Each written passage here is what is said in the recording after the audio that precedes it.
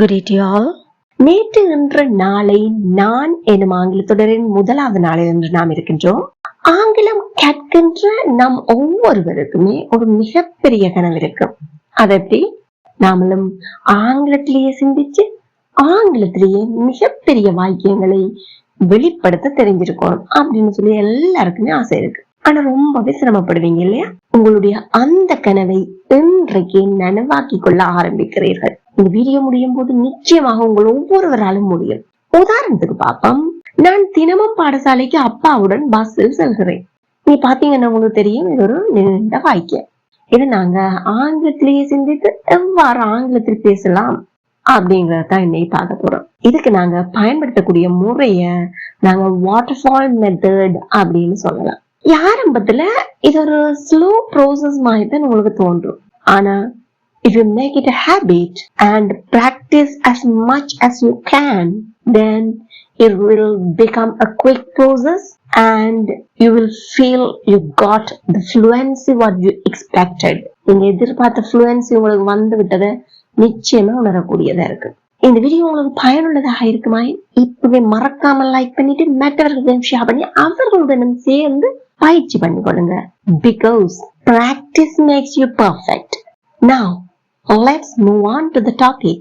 நாங்க என்ன வாக்கியம் பார்த்தோம்? நான் தினமும் பாடசாலைக்கு அப்பாவுடன் பஸ்ஸில் செல்கிறேன். இது ஒரு பெரிய வாக்கியம். இது நாங்க இப்ப என்ன செய்ய போறோம்னு சொன்னா, இதுல இருந்து எடுக்கக்கூடிய மிகச்சிறிய வாக்கியத்தை முதலாவது பார்ப்போம். இதுல இருந்து எடுக்கக்கூடிய மிகச்சிறிய வாக்கியம் ஆங்கிலத்துல எப்படி இருக்கலாம்? ஒரு சப்ஜெக்ட், ஒரு verb. இந்த வாக்கியத்தின் சப்ஜெக்ட் எழுவா என்ன? நான், வினைச்சொல் என்ன? செல்கிறேன். நான் செல்கிறேன். முடிஞ்சுதா? ஓகே, நான் செல்கிறேன். இது எப்படி ஆங்கிலத்தில் சொல்வோம்? I go. I go. Again, I go. எங்க போறேன்? நான் பாடசாலைக்கு செல்கிறேன். I go to school. I go to school. Again, I go to school. எப்பப்பெல்லாம் போறேன்? தினமும். நான் பாடசாலைக்கு தினமும் செல்கிறேன் அல்லது நான் தினமும் பாடசாலைக்கு செல்கிறேன். அப்ப இப்போ இன்னொரு சொல்ல அதோட ஆட் பண்ண வேண்டியிருக்கு. I go to school every day. I go to school every day. Again, I go to school every day. அடுத்து நாங்க பாப்போம். நான் தினமும் பாடசாலைக்கு யாருடன் செல்கிறேன்? அப்பாவுடன். உடன். With my dad. With my father. With my pa. With my daddy. உங்களுக்கு எது விருப்பமோ சொல்லிக் கொள்ளலாம். Because this is spoken English. I go to school every day with my dad. I go to school every day with my dad. ரொம்ப இருக்கு இல்லையா? இப்ப நாங்க எந்த பெரிய வாக்கியத்தை எங்களோட மனசுல இருந்து ஆங்கிலத்திலேயே சிந்திச்சு பேசிய விரும்பினோமோ அதை சொல்லி பார்க்க போறோம். நான் தினமும் பாடசாலைக்கு அப்பாவுடன் பஸ்ஸில் செல்கிறேன். இந்த பஸ்ஸில், காரில், ட்ரெயினில், மோட்டார் பைக்கில் அப்படின்னு இல்லைன்னு பயன்படுத்திக்கல. சிறிய வாகனங்களா இருந்து அதற்குள் உங்களால் எழுந்து நடமாட முடியாவிடின் அதுக்கு நாங்கள் என் பயன்படுத்துவோம். பெரிய வாகனம் இருந்து உள்ள எழுந்து நடமாடக்கூடியதாக எல்லாம் இருந்தா அதுக்கு நாங்க ஒன் பயன்படுத்துவோம். அப்ப பஸ்ன்றது என்ன? ஒரு பெரிய வாகனம், எழுந்து உங்களால் நடமாட முடியும், அதனால என்ன பயன்படுத்துவோம்? on. I go to school every day with my dad on a bus. ரொம்ப அழகா இருந்துச்சு இல்லையா? I go to school every day with my dad on a bus. எல்லாரும் சேர்ந்து என்னோட வாய் விட்டு சொல்லி பாருங்க. I go to school every day with my dad on a bus. I go to school every day with my dad on a bus. ரொம்ப அழகா இருந்துச்சு இல்லையா? இப்படி யோசிச்சு பார்க்கல உங்களுக்கு கொஞ்சம் ஸ்லோ ப்ரோசஸ் மாதிரி தான் தெரியும். But this is how you have to practise yourself and you have to make this a habit and this is the good training for your brain. ஒரு மூளைக்கு இது ஒரு மிகச்சிறந்த பயிற்சியா இருக்கு. உதாரணத்துக்கு நாங்க சயின்ஸ் படிக்கல உங்களுக்கு எல்லாம் தெரியும். நாங்க ஒரு பொருளை எடுக்க வேணும்னு சொன்னா கண்ணால அந்த பொருளை பார்க்கிறோம். அதுல அந்த சிக்னல் அப்படியே பிரெயினுக்கு போய் ஓகே அந்த பொருள் அதை எடுக்கணும் என்ற உணர்வுங்களுக்கு வந்து எடுக்கிறதுக்கு இந்த கையை நீட்டணும், இவ்வளவுத்துக்கு நீட்டணும், இப்படி இந்த ஆங்கிள் போகணும் என்றதெல்லாம் மூளை யோசிச்சுதான் அந்த வேலையை செய்யுது. ஆனா அது ஒரு தன்னிச்சையா நடக்கிற செயல்பாடு, அவ்வளவு குயிக்கா எங்களுக்கு நடந்துருது. இது நாங்க பயிற்சி கொடுக்க வேண்டியது. அப்ப இப்படித்தான் ஸ்லோ, அதையும் யோசிச்சு பாத்தீங்கன்னா ஒவ்வொன்றுக்கு இவ்வளவு மில்லி செகண்ட் இருக்குது. அதே போலதான் இப்ப சொல்லிருக்கணும், உங்களுக்கு ஒரு ஸ்லோ ப்ரோசஸ் மாதிரி இருக்கும். But if you make it a habit, then it will be very easy for you to think in English and speak. இப்ப நாங்க இந்த வாக்கியத்தை பிறந்த காலத்துல சொல்லி பார்ப்போம். நீங்க தினமும் பண்றதுக்கு பதிலா நேற்று அப்படின்னு சொல்லுது. சரியா? நான் நேற்று பாடசாலைக்கு அப்பாவுடன் பஸ்ஸில் சென்றேன். இப்ப இங்க ரெண்டு சொல்லத்தான் நாங்க மாத்த வேண்டி இருக்கு. என்னது? நேற்று என்ற ஆங்கில சொல்ல எங்களுக்கு போட வேண்டிய தேவை இருக்குது. அடுத்தது என்னது? செல்கிறேன் என்றது சென்றேன் என்று சொல்ல போறேன். ரொம்ப இலகுதானே? சொல்லி பாருங்க. Very good. Now check your answer. I went to school yesterday with my dad on a bus. I went to school yesterday with my dad on a bus. ரொம்ப இலகா இருக்கு இல்லையா? இதே வாக்கியத்தை நான் நாளைக்கு பாடசாலைக்கு அப்பாவுடன் செல்வேன் அப்படின்னு சொல்ல போறேன். இங்க கெயின் என்னது? உங்களுக்கு ரெண்டு சொல்லத்தான் மாத்த போறீங்க. ஒன்று என்னது? அங்க இருக்கிற தினமும்ன்றத நாளை என்று சொல்ல போறீங்க. அதே போல செல்கிறேன் என்றது செல்வேன் அப்படின்னு மாறுது. எல்லாருக்குமே தெரியும், எங்களுடைய எதிர்கால விருப்ப தெரிவுகளை நாங்கள் willingness, அதாவது விருப்ப தெரிவு என்ன செய்வோம்? will என்பதை பயன்படுத்தி சொல்வோம். அப்ப எப்படி சொல்லலாம்? Well done. I will go to school tomorrow with my dad on a bus. ரொம்ப இலவா இருந்துச்சு. இப்ப நீங்க செய்ய வேண்டியது என்ன? இதே போல ஆங்கில வாக்கியங்களை உங்களால முடிந்த வரைக்கும் உருவாக்கி பயிற்சி எடுத்துக் கொள்வது. உங்களுக்கு ஏதாவது சந்தேகங்கள் இருப்பின் அவற்றை கமெண்ட்ல தெரிவிங்க. I am ready to help you. இப்போ இந்த வாட்டர்ஃபால் மெத்தட்லயே இன்னும் மேலும் ஒரு சில உதாரணங்களை பார்க்க போன்றோம். பார்த்த வீடியோ முடிவில் உங்களால இதே போல ஆங்கில வாக்கியங்களை இலகுவில் ஆங்கிலத்திலேயே சிந்தித்து உருவாக்கக்கூடியதாக இருக்கு. நேற்று என்பதை பயன்படுத்திய வாக்கியத்தை ஆரம்பித்து பார்ப்போம். நான் நேற்று கோவிலுக்கு அம்மாவுடன் காரில் சென்றேன். நான் நேற்று கோவிலுக்கு அம்மாவுடன் காரில் சென்றேன்.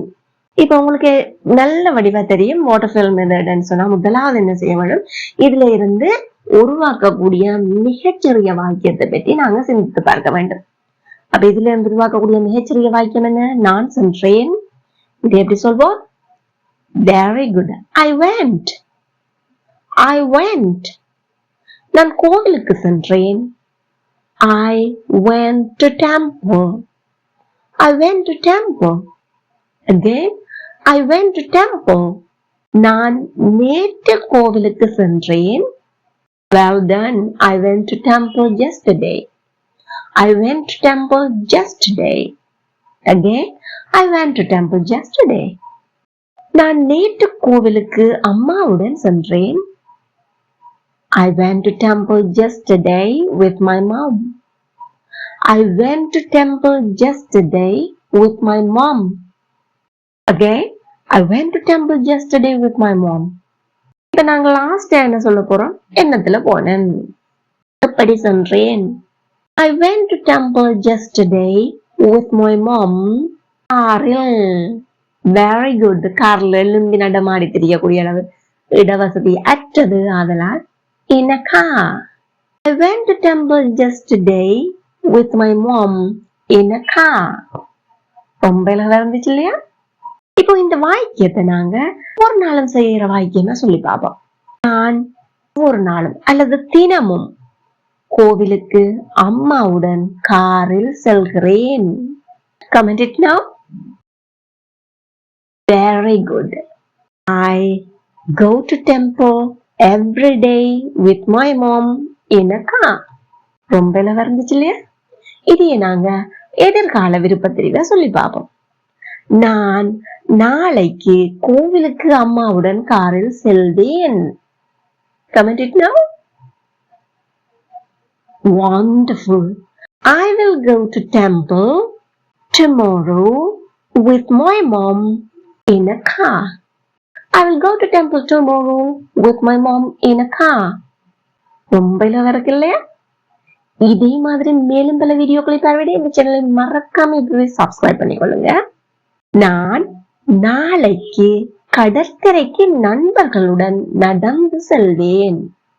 இதை எப்படி ஆங்கிலத்தில் சொல்லலாம் என்று பார்ப்போம். இப்போ நாங்க எங்களோட பிரெயினுக்கு வந்து இந்த வாட்டர் ஃபால் மெத்தடை தான் ட்ரெயின் பண்ண போறோம். இதிலிருந்து உருவாக்கக்கூடிய மிகச்சிறிய வாக்கியம் என்ன? நான் செல்வேன். நான் செல்வேன். இதை எப்படி ஆங்கிலத்தில் சொல்லுவோம்? I will go. I will go. I will go.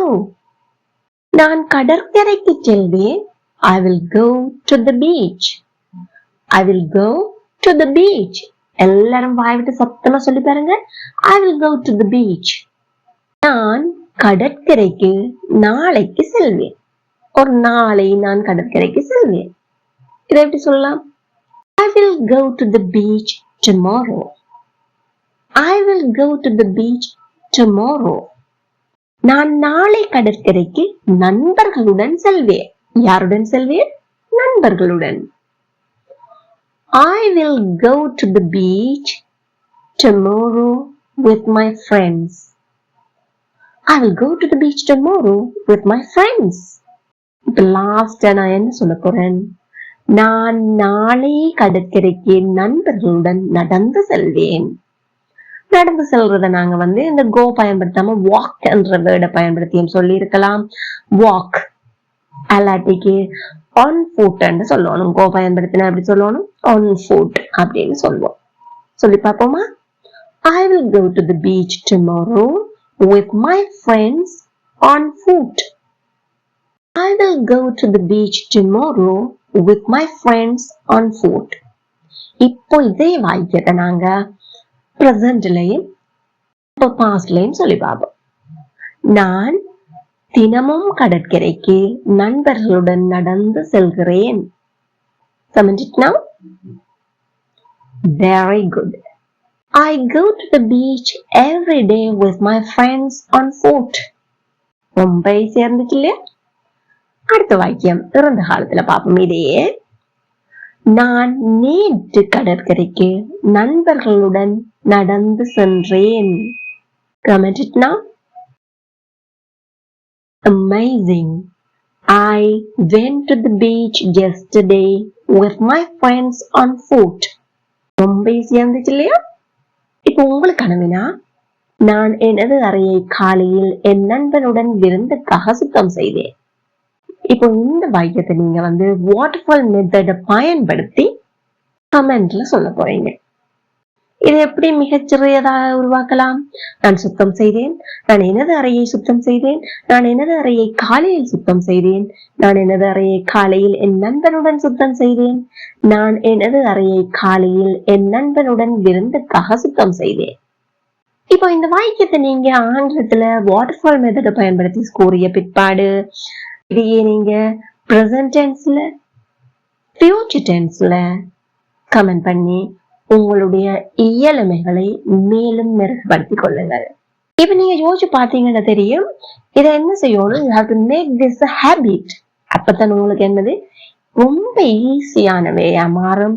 இதை நீங்க ஹேபிட் ஆகிட்டே வரையில குயிக்கா உங்களால இத இங்கிலீஷ்லயே சிந்திச்சு எப்படி நீங்க ஒரு பொருளை கண்டோன்னா குயிக்கா எவ்வளவு குயிக்கா எடுக்கிறீங்களோ, எத்தனையோ ப்ரோசஸ் எங்கட உடம்புக்குள்ள நடக்குது, எங்கட மூளையில நடக்குது. ஆனா நாங்க என்ன செய்யறோம்? அது எதுவுமே தெரியாம எப்படி அந்த பொருள் எடுக்கிறோமோ அதே மாதிரி சரளமாக இயல்பாக ஆங்கிலத்துல இந்த இதே முதல்ல பெரிய வாக்கியங்களை பேசக்கூடியதாக வந்துவிடும். இந்த வீடியோ உங்களுக்கு பயனுள்ளதாக இருந்திருப்பேன். இப்போது லைக் பண்ணி மற்றவர்களும் பயனடைய ஷேர் பண்ணிக்கொள்ளுங்க.